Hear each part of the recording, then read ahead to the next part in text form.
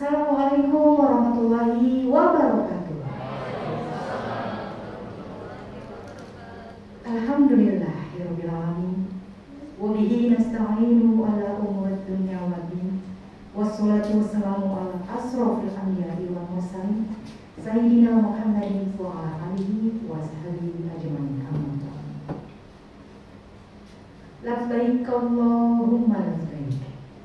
Labbaik la syarika laka labbaik. Innal hamda wa ni'mata laka wal mulk la syarika lak. Baik Bapak Ibu, kita buka acara pada siang hari ini dengan membacakan basmalah bersama-sama. Bismillahirrahmanirrahim. Acara kedua yaitu pembacaan ayat suci Al-Quran yang akan dibacakan oleh Bapak Ustaz. Kepada beliau, kami silakan. Assalamualaikum warahmatullahi wabarakatuh. A'udzu billahi minasy syaithanir rajim.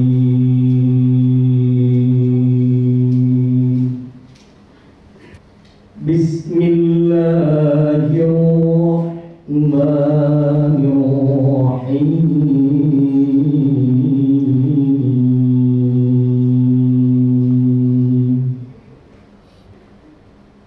Atimul hajja wal umrata lillah.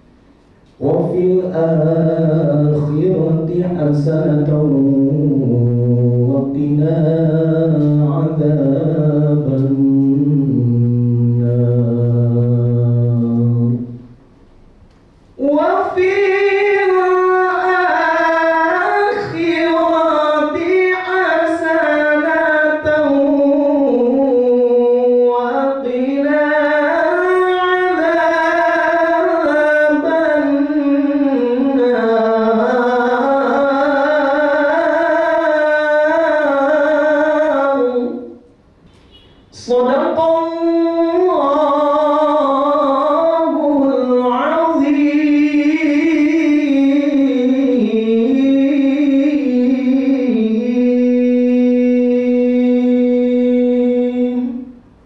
Assalamualaikum warahmatullahi wabarakatuh. Assalamualaikum warahmatullahi wabarakatuh. Jamaah umrah yang dirahmati Allah Subhanahu wa taala. Alhamdulillah, patutlah kita bersyukur kepada Allah Subhanahu wa taala karena telah memberikan kepada kita semua untuk melaksanakan ibadah umrah di bulan Ramadan ini.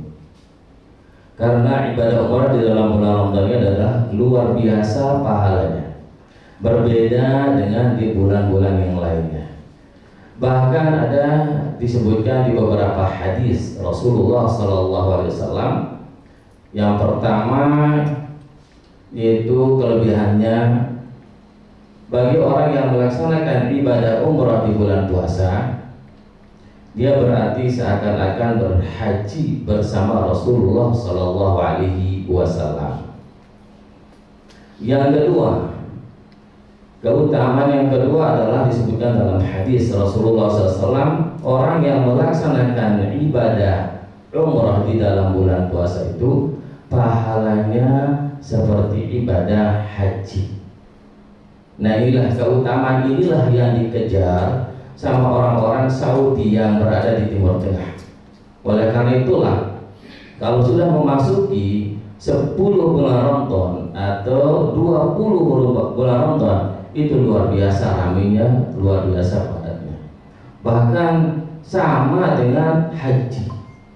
Oleh karena itulah Bapak-bapak Ibu, kita patutlah bersyukur kepada Allah SWT diberikan kesehatan, keafiatan, dan diberikan petunjuk untuk melaksanakan ibadah umrah di bulan puasa ini. Bapak-bapak Ibu yang dirahmati Allah SWT, sebelum saya menjelaskan kepada inti daripada ibadah umrah itu, terlebih dahulu saya akan menjelaskan tentang adabul musafiri lil haji wal umrah. Adabnya orang melaksanakan ibadah haji dan ibadah umrah. Kalau kita tidak melaksanakan adab ini untuk melaksanakan ibadah haji dan ibadah umrah, bisa jadi ibadah haji kita maupun ibadah umrah kita tidak akan mendapatkan apa-apa. Sah ibadah umrah kita, sah ibadah haji kita, cuma pahalanya berkurang disebabkan tidak melaksanakan adabul musafir lil haji wal umrah. Adab musafir lil haji wal umrah yang pertama adalah an-niyatu ikhlas lillahi ta'ala. Berniat ikhlas, berniat semata-mata karena Allah Subhanahu wa taala. Begitu Bapak-bapak Ibu mendaftarkan diri untuk melaksanakan ibadah umrah di Travel NRA, niatkan lillahi ta'ala, semata-mata karena Allah Subhanahu wa taala. Kalau tidak berniat lillahi ta'ala, ibadah itu tidak diterima oleh Allah Subhanahu wa taala. Ibadah apapun, bukan hanya ibadah umrah. Ibadah sholat, kita melaksanakan sholat dengan tanpa ikhlas, la yuqbalu, tidak diterima oleh Allah Subhanahu wa taala. Ibadah haji bukan karena ikhlas, juga tidak diterima oleh Allah Subhanahu wa taala. Apalagi ibadah umrah. Oleh karena itulah Bapak-bapak Ibu, sebelum kita berangkat, silakan tanamkan niat kita lillahi ta'ala, semata-mata menjalankan perintah Allah Subhanahu wa taala, semata-mata melaksanakan apa yang diwajibkan oleh Allah Subhanahu wa taala. Jadi ibadah haji itu hukumnya wajib, ibadah umrah pun hukumnya wajib, yaitu pertama.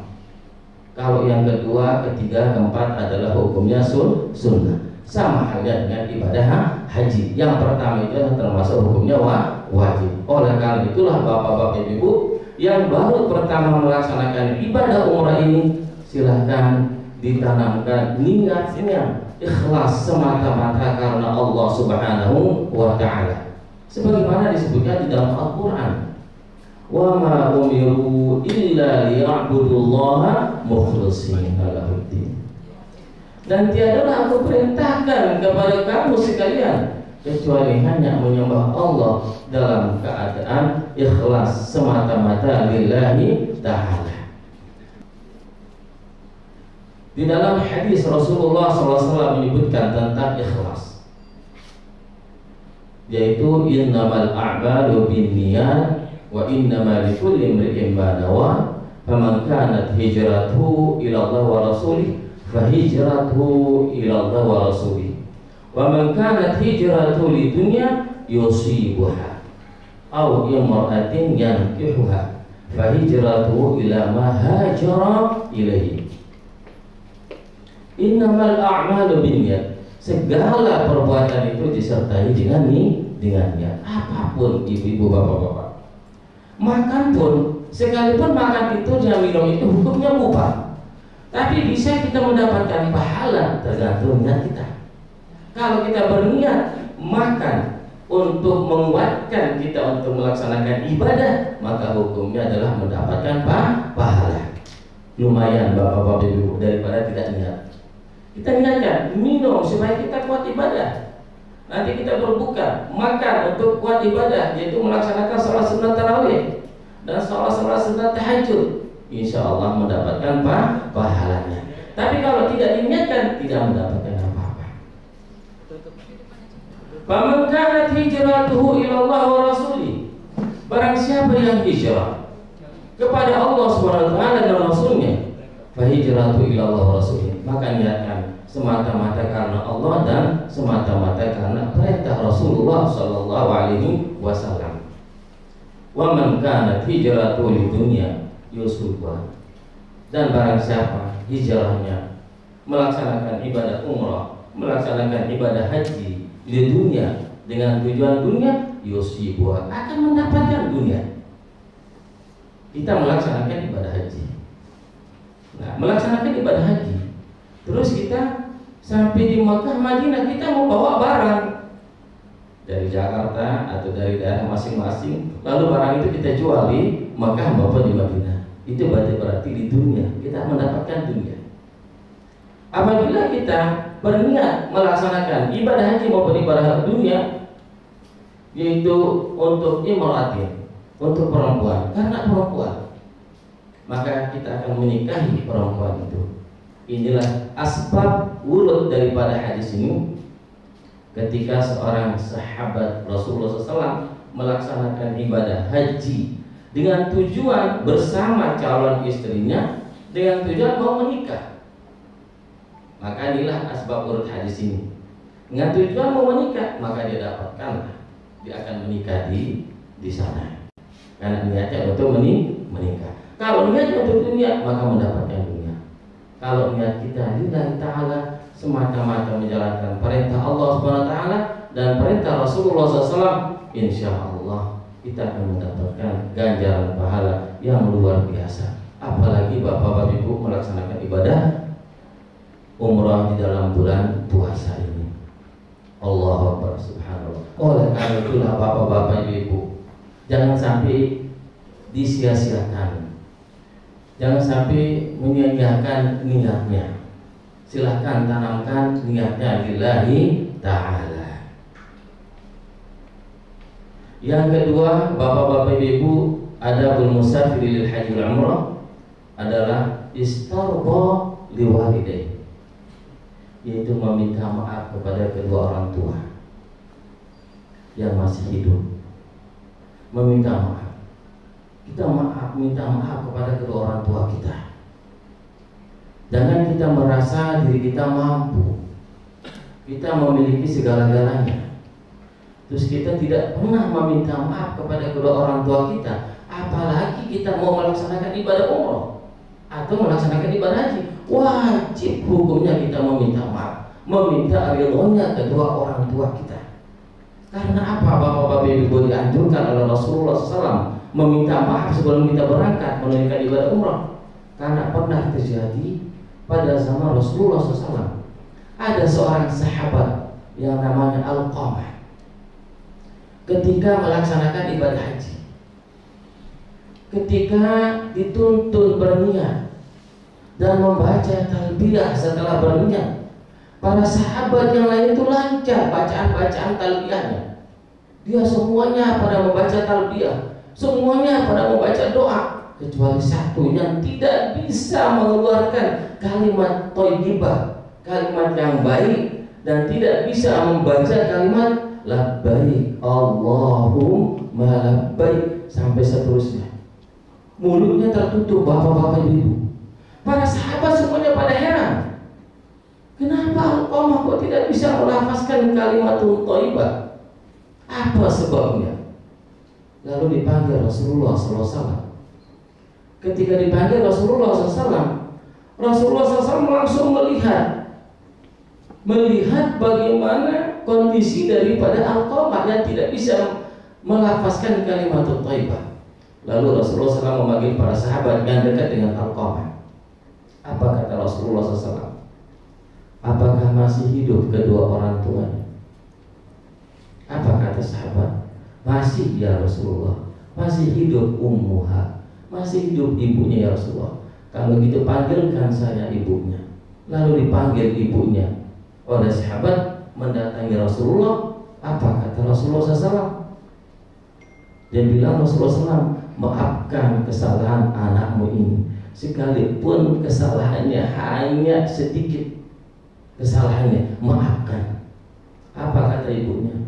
Ya, saya maafkan ya Rasulullah, karena engkau memerintahkan kepada ya Rasulullah. Begitu dia melafazkan kalimat maaf sama ibunya, langsung dia bisa melafazkan kalimat thayyibah. Langsung seketika itu dia bilang labbaik Allahumma labbaik. Langsung seketika itu disuruh untuk minta maaf kepada ibunya oleh Rasulullah SAW. Oleh karena itulah mohon maaf bapak-bapak ibu, sebelum kita berangkat, kalau kita di luar daerah kedua orang tua kita minta maaf lewat telepon atau lewat video call, minta maaf itu juga boleh. Yang penting kita minta maaf kepada kedua orang tua kita dan meminta doa, meminta ridhonya kedua orang tua kita supaya kita diridhoi perjalanan kita. Kalau kita sudah minta maaf, insya Allah perjalanan kita akan diridhoi oleh Allah Subhanahu wa Ta'ala, dan insya Allah tidak ada hambatan, tidak ada halangan. Nah, itulah dahsyatnya meminta maaf kepada kedua orang tua kita. Apalagi kalau kita tidak pernah menyapa kedua orang tua kita, tidak pernah menjenguk kedua orang tua kita, bertahun-tahun, berbulan-bulan, berminggu-minggu tidak pernah menyapa kedua orang tua kita. Ini termasuk anak yang sangat durhaka kepada kedua orang tuanya. Dia nanti tidak akan bahagia di dunia wal akhirah. Bagaimanapun amal ibadahnya, sekalipun ibadah umrahnya itu tiap bulan, sekalipun ibadahnya tiap tahun, tidak diterima oleh Allah Subhanahu wa Ta'ala. Yang ketiga, bapak-bapak ibu yang dirahmati Allah Subhanahu wa Ta'ala, al-wasiyatu lizawji wal aulad. Berwasiat kepada istri dan kepada anak-anak kita. Kalau misalnya kita sendiri berangkat, panggil istri, panggil anak-anak berwasiat. Kalau istri berangkat, panggil suami dan panggil anak-anak untuk berwasiat. Wasiat apa yang diperintahkan oleh Rasulullah SAW? Wasiat yang diperintahkan oleh Rasulullah SAW adalah wasiat yang baik, yaitu kita perintahkan kepada anak kita ketika kita meninggalkan mereka untuk melaksanakan ibadah umrah maupun ibadah haji, yaitu supaya anak-anak kita atau istri kita atau suami kita jangan sampai meninggalkan ibadah sholat maupun ibadah puasa. Itu wasiatnya, bukan berwasiat untuk hartanya, bukan. Berwasiat untuk supaya anak-anak kita jangan sampai meninggalkan ibadah sholat dan jangan sampai meninggalkan ibadah puasa. Karena anak itu kadang-kadang dia takut kepada kedua orang tuanya. Ketika tidak ada kedua orang tuanya, ditinggalkan sama kedua orang tuanya, dia malas untuk melaksanakan ibadah, dia malas untuk melaksanakan puasa, dia malas untuk melaksanakan sholat. Supaya kita tidak berdosa, dimintai pertanggungjawaban di hadapan Allah Subhanahu wa taala. Oleh karena itulah kita panggil anak-anak kita dan kita wasiatkan supaya jangan dia sampai meninggalkan ibadah sholat maupun ibadah-ibadah yang lain. Bapak-bapak, ibu-ibu yang dirahmati Allah Subhanahu wa taala, yang keempat adalah manasikul umrah wal haji, yaitu belajar manasik umrah dan manasik ibadah haji. Sekalipun kita sering melaksanakan umrah, bapak-bapak ibu, tapi belum tentu sempurna kita mengetahui tentang hukum-hukum daripada umrah, rukun-rukun daripada umrah, wajibnya daripada umrah. Oleh karena itulah dianjurkan oleh Rasulullah SAW untuk manasik haji dan manasik umrah. Oleh karena itulah alhamdulillah wa syukurillah, kita di Travel NRA setiap pemberangkatan jamaah ada istilah pembimbing manasik haji dan umrah, atau ketua kloter kalau dalam haji. Nah, itu nanti itu yang mas'ul, itu yang bertanggung jawab tentang hukum. Jadi bapak-bapak, ibu, mohon maaf, kalau ada masalah tanyakan, jangan malu-malu, jangan malu bertanya masalah hukum. Misalnya bapak-bapak ibu, nah untuk pemerakatan besok alhamdulillah bapak-bapak ibu bersama saya nanti.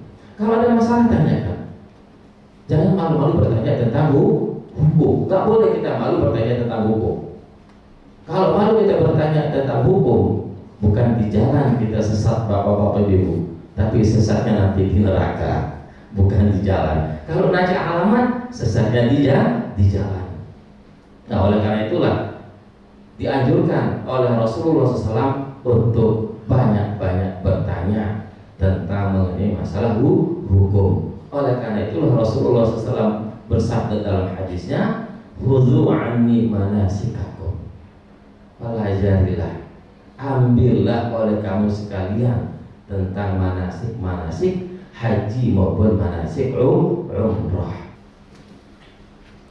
Bapak-bapak, ibu yang dirahmati Allah Subhanahu wa taala. Nah, insya Allah, jadi kita akan berangkat besok jam 7 ya. Pesawatnya jam 7. Berarti kita berada di bandara jam 4. Ya, sesuai dengan di grup, surat yang di grup. Itu jam 4 sudah kita berada di bandara. Nah, nanti insya Allah mungkin makan sahurnya di bandara. Jadi sebelum bapak-bapak ibu-ibu berangkat, disunnahkan terlebih dahulu untuk melaksanakan sholat sunat musafir, sholat sunat safar. Ya, sholat tahajud dulu dikerjakan. Setelah mengerjakan sholat tahajud, baru sholat sunat musafir. Apa niatnya sholat sunat safar itu? Usolli sunat safari raka'ataini lillahi ta'ala. Nah, mari bapak ibu kita coba baca bersama-sama ya. Kita lafazkan bersama-sama. Usolli sunat safari raka'ataini lillahi ta'ala. Nah, ini lafaznya. Kalau niat itu mahalluha fil qalbi. Niat itu adanya dalam hati, bukan di mulut. Tapi ini lafaz ini hukumnya adalah sunnat menurut Imam Syafi'i. Sunnat hukumnya. Kenapa disunatkan untuk melafazkan niat itu? Liyusa'idul qalba, kata Imam Syafi'i, untuk membantu masuknya ke dalam hati. Nah, itu tujuan. Tapi kalau kita mampu tidak melafazkannya, lebih afdol langsung diniatkan, yaitu Allahu Akbar, niat sholat musafir 2 rakaat. Kaifiatnya, caranya apa saja yang dibaca ketika melaksanakan sholat sunat musafir 2 rakaat? Pada rakaat pertama kita membaca biasa Al-Fatihah, surat Al-Fatihah. Setelah surat Al-Fatihah yang kita baca surat Al-Kafirun. Mohon maaf, bapak-bapak ibu sudah hafal Qul ya ayyuhal kafirun? Ya, alhamdulillah. Jadi itu dibaca yang pertama, rakaat yang pertama. Qul ya ayyuhal kafirun. Ya. Nah, setelah membaca surat Al-Kafirun seperti biasa, ruku, i'tidal, sujud, duduk di antara dua sujud, biasa bacaannya. Sujud terus berdiri lagi untuk rakaat yang kedua. Rakaat yang kedua baca Al-Fatihah. Nah, setelah baca Al-Fatihah pada rakaat kedua membaca surat Al-Ikhlas, yaitu apa? Qul huwallahu ahad. Itu rakaat yang kedua. Nah, terus ruku' i'tidal seperti biasa tahiyat. Setelah itu assalamualaikum warahmatullah, salam. Setelah salam kita membaca doa, memohon kepada Allah untuk berdoa untuk keselamatan kita sampai kita di Makkah Al-Mukarramah, di Madinah, dan sampai juga di tanah air kita mohon kepada Allah SWT. Itu keutamaan dan kelebihan daripada sholat sunat musafir untuk memohon keselamatan kepada Allah Subhanahu wa Ta'ala. Nah, setelah kita melaksanakan sholat musafir, baru kita berangkat menuju ke bandara. Nah, setelah ke bandara, mungkin kita nanti akan melaksanakan sholat subuh di bandara. Nanti kalau memang memungkinkan kita berjamaah, lebih afdal kita berjamaah sholat subuh. Dan jangan sampai meninggalkan sholat sunat qabliyah, bapak-bapak, ibu. Qabliyah subuh itu luar biasa pahalanya. Itu disebutkan dalam hadis yang sahih, raka'atanil fajri khairun minad dunya wa ma fiha. 2 rakaat sholat sunat fajar, sholat sunat qabliyah subuh itu lebih baik daripada dunia dan isi-isi dunia. Nah, terus setelah kita melaksanakan sholat sunat fajar qabliyah, terus sholat sunnah, sholat wajib subuh, nah baru kita bersiap-siap untuk naik ke pesawat. Berarti nanti kita lihat situasi dan kondisi. Kalau memang misalnya masuk waktu zuhur di atas pesawat, kita sholat di atas pesawat. Nah itu, kita sholat di atas pesawat. Kita sholat itu dengan menggunakan sholat jamak qashar. Jamak artinya apa? Mengumpulkan. 2 waktu itu dikumpulkan menjadi 1 waktu. Nah, qashar artinya apa? Meringkas, mengurangi. Yang 4 rakaat menjadi 2. Yang tidak bisa diqashar, maghrib sama subuh. Maghrib kalau diqashar berarti menjadi 1,5. Nggak bisa ya. Subuh kalau kita qashar menjadi 1. Oleh karena itu nggak bisa. Jadi yang bisa diqashar itu isya, zuhur, asar. Nah, kita sholat di atas pesawat. Nah, bagaimana cara kita melaksanakan sholat di atas pesawat? Kita menggunakan tayamum. Tayamum yang kita gunakan. Mohon maaf bapak-bapak ibu, tayamum ini jarang dikerjakan sama siapapun, kecuali kalau musafir perjalanan jauh. Kalau nggak musafir perjalanan jauh, kita nggak kerjakan. Makanya banyak orang tidak tahu kaifiyat bagaimana cara orang melaksanakan tayamum yang benar. Nah, bertayamum, kaifiyat orang bertayamum itu bapak ibu perlu diperhatikan. Jadi kita darbataini kata dalam hukum fikih, 2 kali pukulan, 2 kali sentuhan. Pertama disentuh porsi yang di depan, mengusap muka. Makanya dibilang apa? Mashul wajhi, mengusap muka. Dan yang kedua, pukulan yang kedua kita usap porsi yang di depan. Nah, untuk apa? Untuk kedua tangan. Nah, kedua tangan ini bapak ibu, yang pertama ini,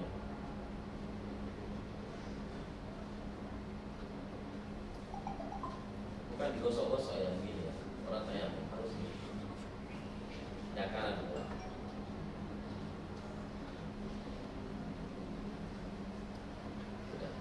Sudah selesai. Berarti sudah cukup, yaitu mengusap muka dan kedua tangan. Nah, ini oleh karena itulah perlu diperhatikan bapak ibu. Jadi tayamum itu untuk 1 sholat bapak ibu, untuk 1 sholat. Jadi apabila kita mengerjakan 2 sholat dengan jamak, sholat zuhur sama asar, sholat zuhur sekali tayamum, untuk asar lagi tayamum lagi. Nah, ini menurut mazhab Imam Syafi'i. Tapi alhamdulillah wa syukurillah ada satu mazhab yang membolehkan 1 kali tayamum cukup untuk mengerjakan sholat jamak.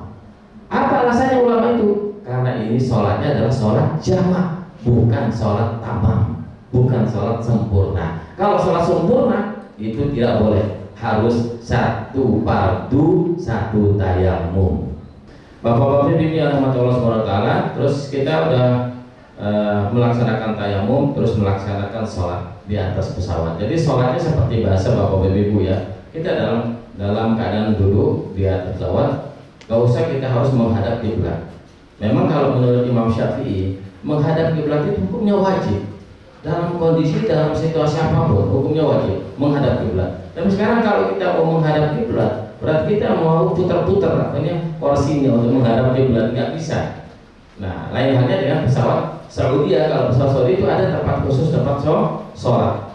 Nah, tapi kecil di tempat sholatnya. Kalau Garuda pesawat yang tidak ada.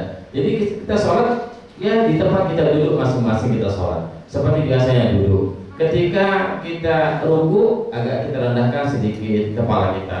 Ketika sujud agak lebih rendah lagi daripada rukuk. Bacaannya seperti biasa.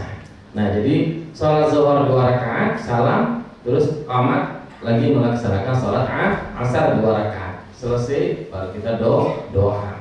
Nah, udah selesai sholat ibadah kita. Bapak-bapak Ibu yang dirahmati Allah Subhanahu wa taala, terus setelah kita sampai di Madinah, kita langsung insya Allah ke Madinah langsung ya, landing di Madinah insya Allah, bukan di Jeddah. Jadi nyampe di Madinah, ya mungkin kita langsung nanti dibawa ke hotel, terus diberikan kunci kamar masing-masing. Nah, di Madinah memperbanyak membaca salawat Bapak-bapak Ibu, karena kita sudah dekat dengan makam Rasulullah SAW. Perbanyak baca salawat. Ketika Bapak Ibu jalan dari hotel menuju ke Masjid Nabawi, Allahumma sholli ala Muhammad, itu sekurang-kurangnya salawat. Atau Allahumma sholli ala Sayyidina Muhammad wa ala ali Sayyidina Muhammad. Kata ulama, salawat itu kita baca sekurang-kurangnya sehari itu 100 kali.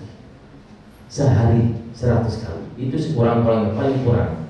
Berarti kalau kita tidak mampu membaca selawat 100 kali dalam sehari, berarti termasuk daripada annas minal ghafilin, manusia daripada orang-orang yang lalai. Kalau tidak mampu untuk baca 100 kali, diusahakan Bapak Ibu. Itu amalan-amalan para ulama kita. Pada sholat subuh baca selawat 100 kali.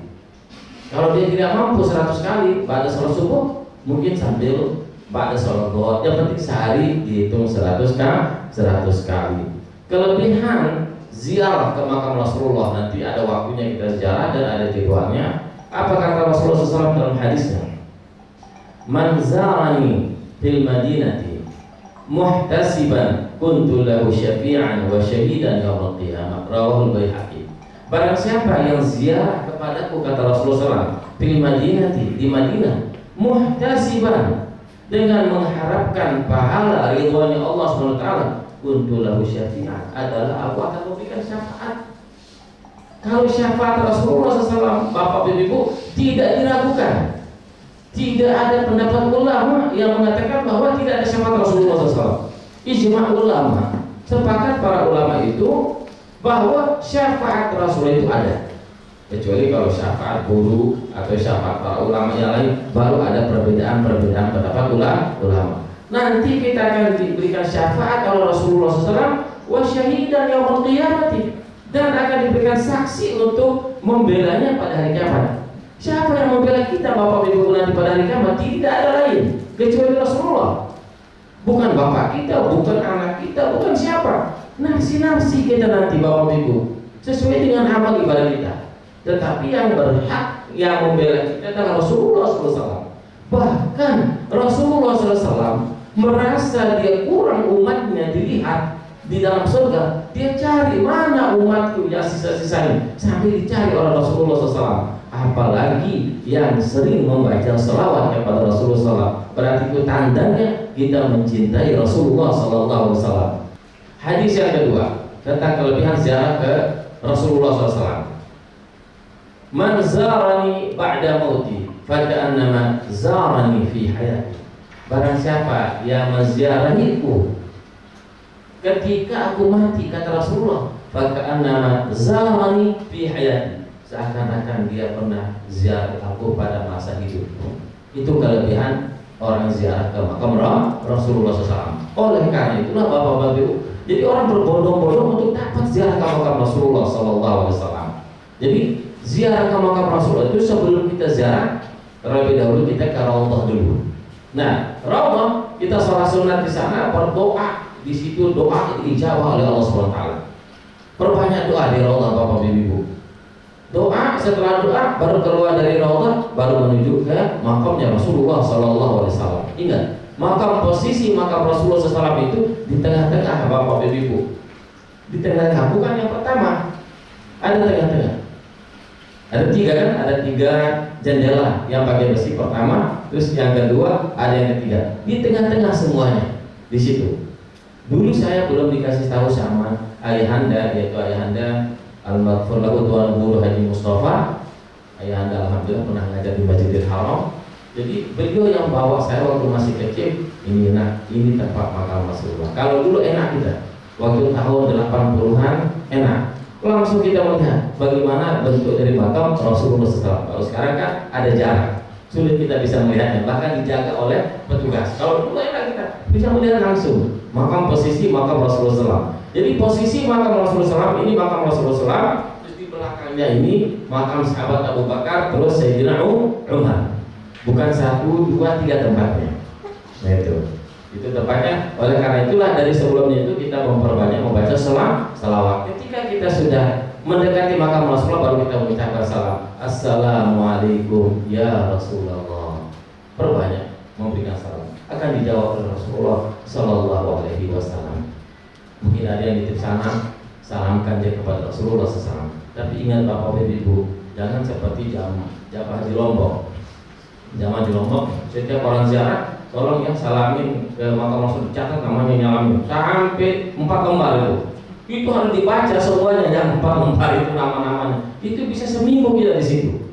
Nggak bisa, cukup kita bilang salam keluarga kami ya Rasulullah.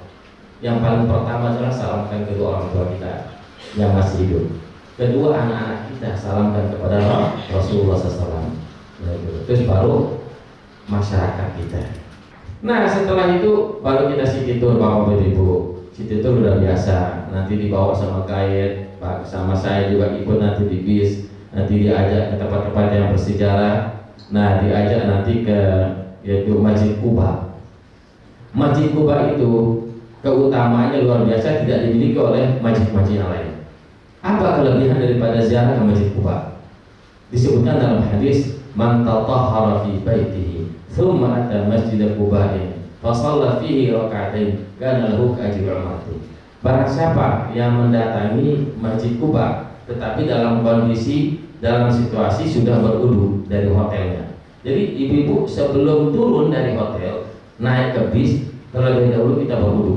Kita berwudu dulu.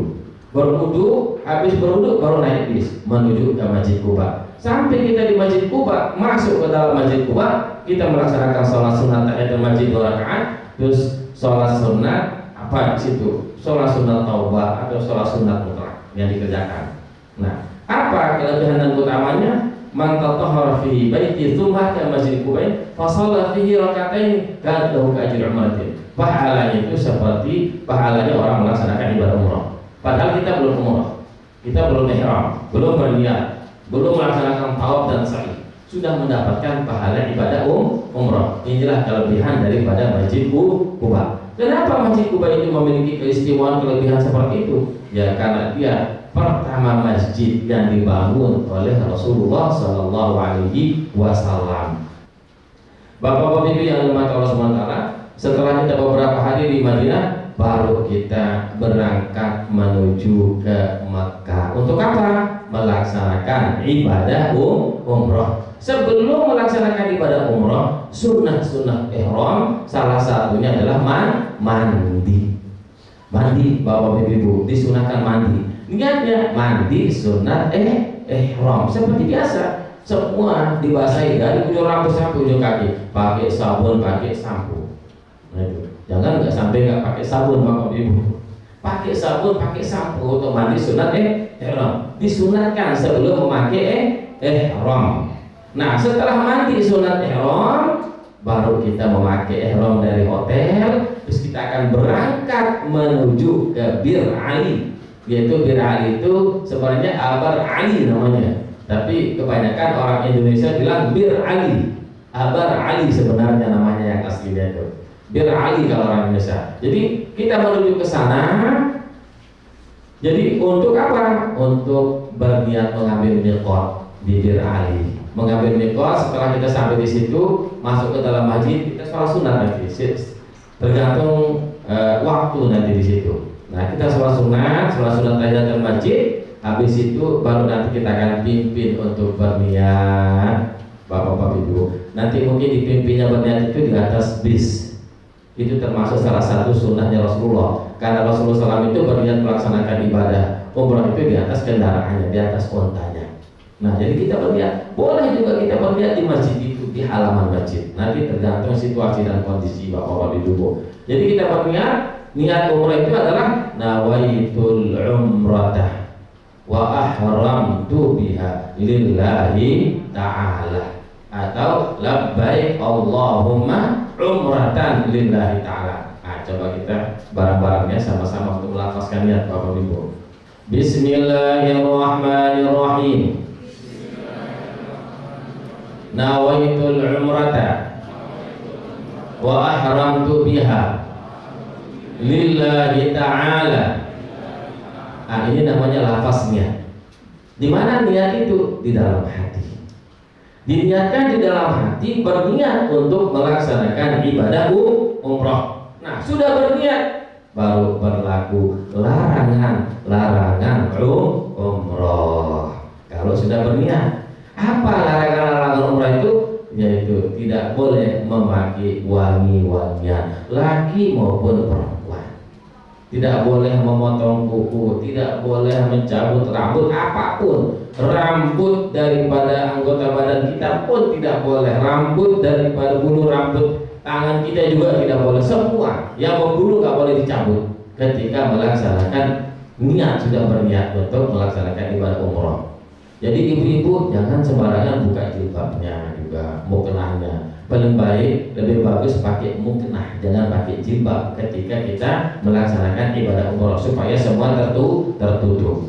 Nah, ini kan kita mau mengambil fadilah, keutamaan, atau mau kita supaya umrah kita menjadi umrah yang makbul, yang diterima oleh Allah SWT.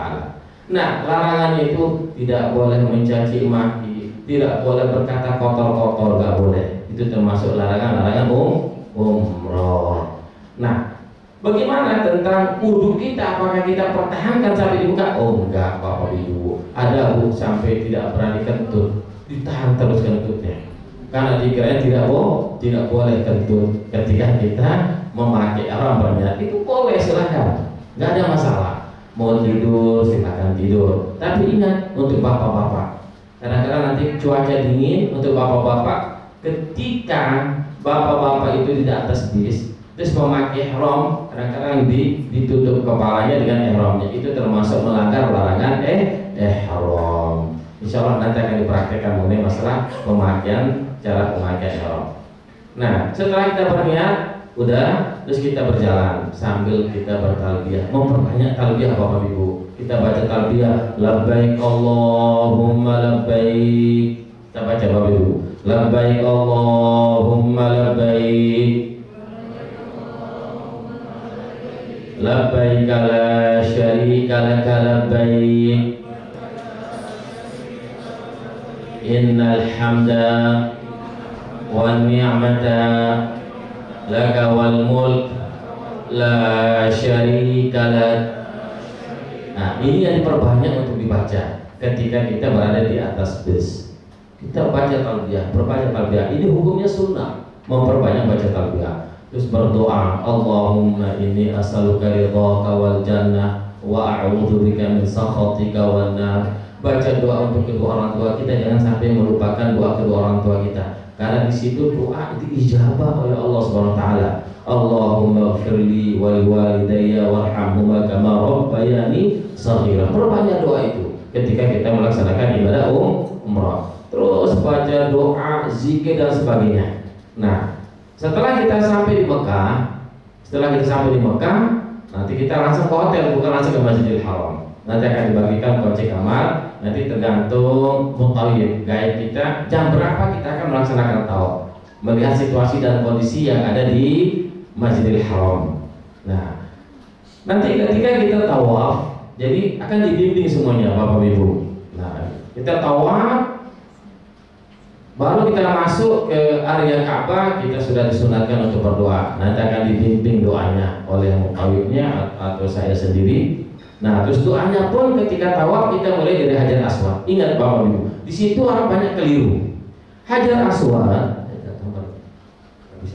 jadi Hajar Aswad itu kan ada garisnya Bapak Ibu, kelihatan garisnya dari lampunya maupun dari bawah kelihatan. Jadi di situ kita berdiri, jangan kita lewati. Kalau kita lewati terus kita berniat, tidak sah niat kita.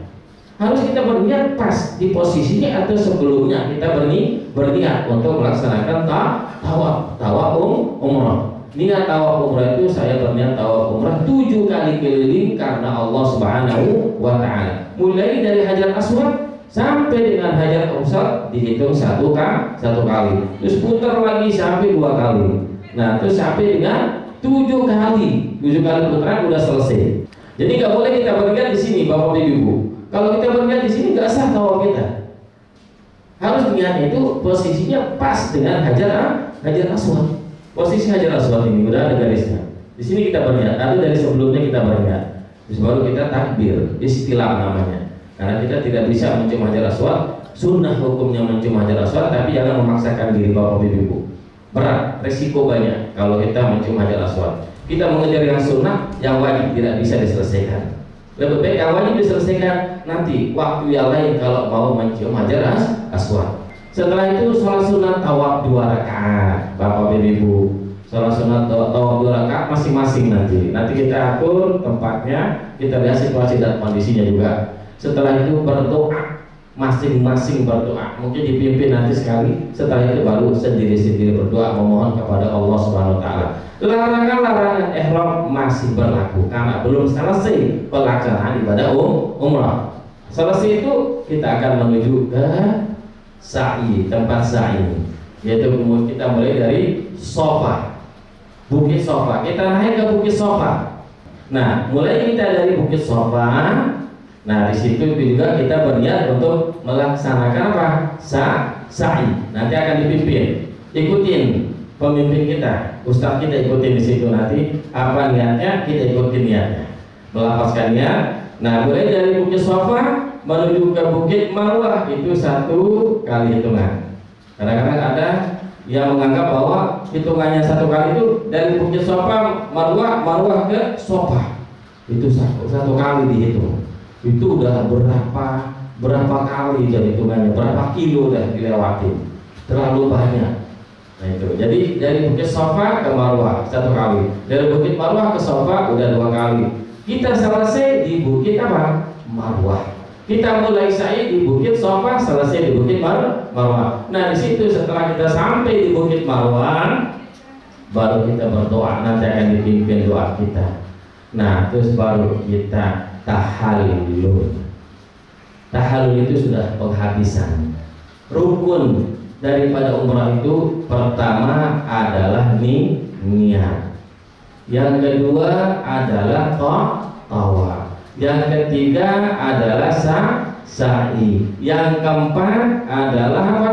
Tahallul. Apa arti tahallul? Tahallul itu bahasa Arab daripada halala yuhallilu tahallulan. Artinya halal. Apanya yang halal? Larangan-larangan itu kalau sudah tahallul, sudah cukur rambut, sudah tidak ada larangan-larangan lagi. Sudah bebas kita. Suami istri boleh dia sama istrinya mau jalannya berduaan, kalau mau ngapain halal udah. Nah itu kalau sudah tahallul. Kalau belum tahallul nggak boleh. Hati-hati Bapak Ibu. Nah jadi setelah cukur rambut Ya, yang paling afdal itu mohon maaf Bapak Ibu, al-halqu yang paling afdal ya adalah botak. Dihabisin rambutnya, dibotakin rambutnya, itu yang paling afdal. Kenapa itu yang paling afdal? Subhanallah, luar biasa keutamaan dan kelebihannya itu. Tahallul itu kalau kita habisin botak, didoain oleh Rasulullah 3 kali. Didoain kita oleh Rasulullah 3 kali. Doanya Rasulullah, apa kata Rasul? Allahumma ighfir lil muhalliqin, Allahumma ighfir lil muhalliqin, Allahumma ighfir lil muhalliqin. Apa artinya? Ya Allah, ampunilah dosa-dosa orang yang bertahallul. Artinya yang menghabisi rambutnya dibotakin. Terus kita akan menuju ke kegiatan yang kedua, yaitu melaksanakan City Tour nanti di Mekah. Kita akan keliling. Bagi Bapak Ibu yang ingin melaksanakan umrah 2 kali, silakan bawa ihramnya, memakai pakaian ihram dari hotel. Kalau mau melaksanakan ibadah umrah yang kedua kali.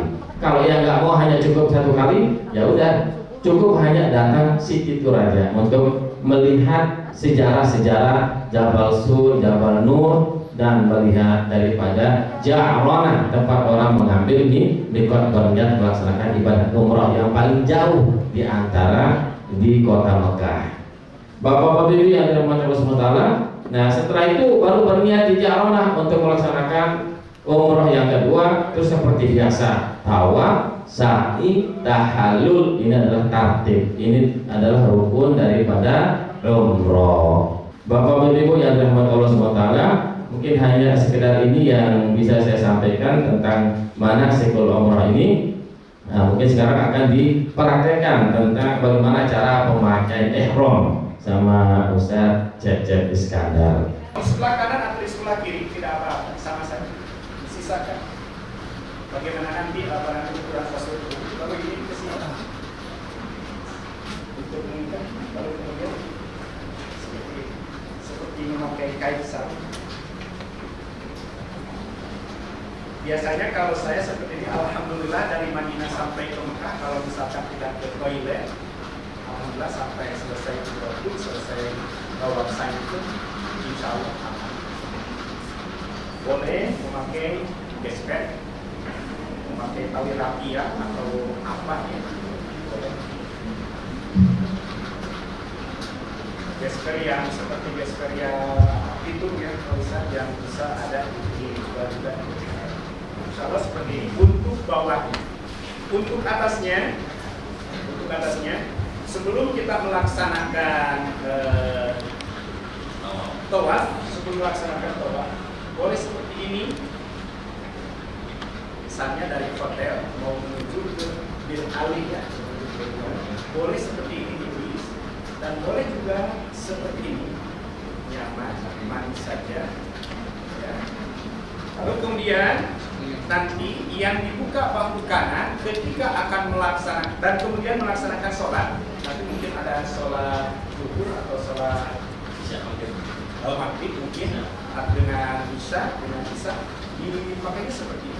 Dan kemudian di kesimpulan itu juga melaksanakan sholat sunnah. Iya, melaksanakan sholat sunnah seperti ini. Jadi bahunya semuanya ditutup. Ketika akan melaksanakan tawaf, nanti berjalan menuju ke Masjidil Haram akan melaksanakan tawaf, bahu kanannya yang panjangnya dari bawah, yang pendek di atas.